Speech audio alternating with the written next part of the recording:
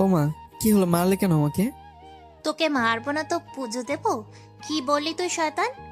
ঠিকই তো বললাম, আই লাভ ইউ। আবার হুম, তো কি হয়েছে? লজ্জা করে না তোর বড় আপুকে আই লাভ ইউ বলতে? আরে লজ্জা করবো কেন? সত্যিটাই তো বললাম। আর আপু, তাই কি হয়েছে? তুমি টেনশন নিও না। তুমি তো আর আমার আপন বোন না। আর মামা তো বোনকে বিয়ে করা তো নিষেধ নাই। আর তাছাড়া তুমি তো মাত্র 1 বছরের বড়। No problem. ওই শয়তান, তোর জ্ঞান জ্ঞান বন্ধ করবি নাকি আরো কয়েকটা লাগাবো? আরে, তোমার কেন প্রবলেম? তো ডাক্তার দেখাও না কেন? মানে কেন, কি হয়েছে? আমি বলতেছি তোমাকে ভালোবাসি, আর তুমি বলতেছো জ্ঞানের জ্ঞানস করতেছি। আজীব তো। ও মাই গড, আমি কি যে করি! কেন, কি করবে আবার? আমাকে ভালোবাসো, তাহলে তো সব সমস্যার সমাধান হয়ে যায়। ওই শয়তান, তুই কি দিয়ে তৈরি রে? আরে আমি না, তুমি আমার পাঁজরের হাড্ডি দিয়ে তৈরি।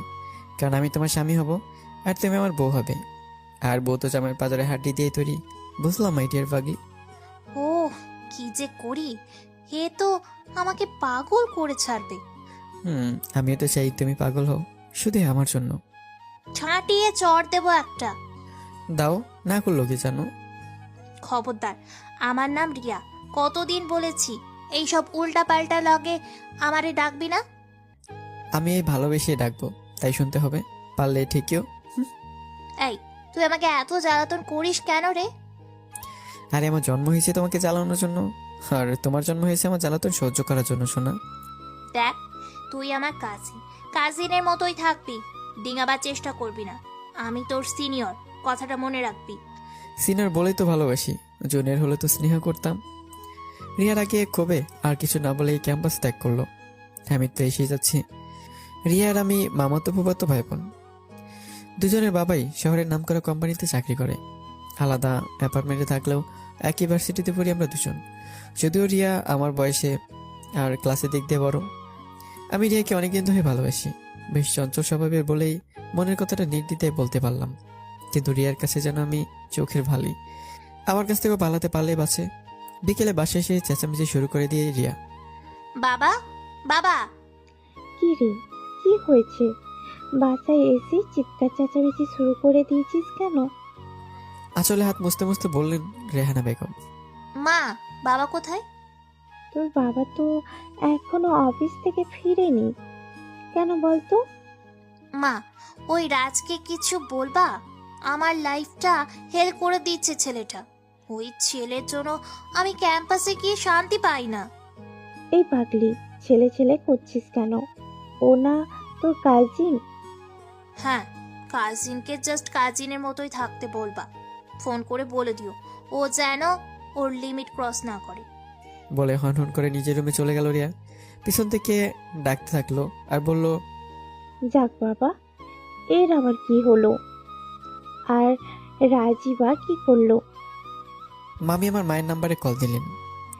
হ্যালো, কে আপা? হ্যাঁ, কেমন আছিস আসমা? ভালোই আছি আপা।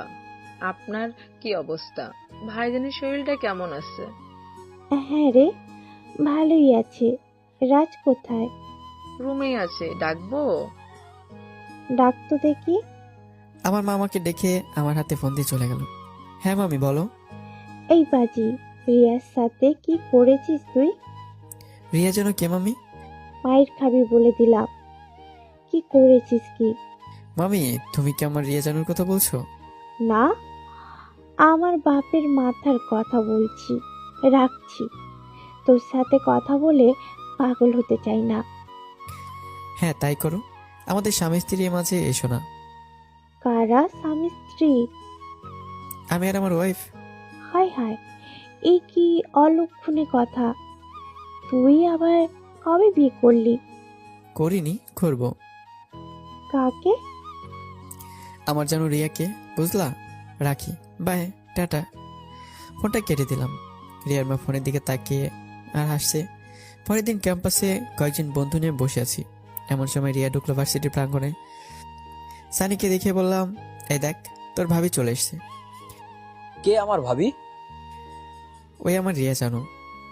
শোন, ও কিন্তু তোকে পছন্দ করে না। তাহলে তুই কেন বেহাইয়ার মতো ওর পিছনে পড়ে আছিস? আমার কাছে কিন্তু তোর সবকিছুই বাড়াবাড়ি লাগছে। আরে থাম তো, বকবক করিস না, দেখতে দে, দেখ ওকে কি দেখতে লাগছে। সত্যি রে, আজ রিয়া ভাবিকে সত্যি অনেক কিউট লাগছে। ওই সানির বাচ্চা, তুই রিয়াকে ভাবি বললি কেন? যাক, ভালোই করেছিস। মানে এবার তাকে দেখ মামা, রিয়া বান্ধবীদের সাথে ভার্সিটির বড় বটগাছটার নিচে বসে আড্ডা দিচ্ছিল। তখনই আমি দৌড়ে সেখানে চলে আসলাম। ও রিয়া, রিয়া, ওই সনির বাচ্চা আজ তোমাকে ভাবি ডেকেছে। আমি তো জানি তুমি রাগ করবে না, বরং খুশি হয়েছো, ঠিক বলছি না? এই শয়তান, সমস্যা কি তোর? হবু বরকে কেউ শয়তান বলে বোকা? কে আমার হবু বর? আমি? এইবার কিন্তু বেশি হয়ে যাচ্ছে। আমি কিন্তু ফুপাকে বলে দিব।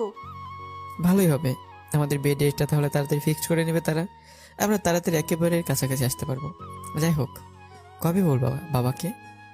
এ কে রে ভাই? বলি এক আর বোঝে